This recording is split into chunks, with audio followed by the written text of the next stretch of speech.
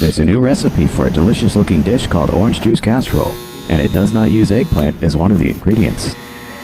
The ingredients it does use are as follows: orange juice, potato peels, and goat skin. The instructions say to put an unmeasured amount of orange juice, an unmeasured amount of potato peels, and the skin of a male goat into a casserole dish and place them in the oven. Male goat specifically because it has a bell end, and that's where the eggnog comes from.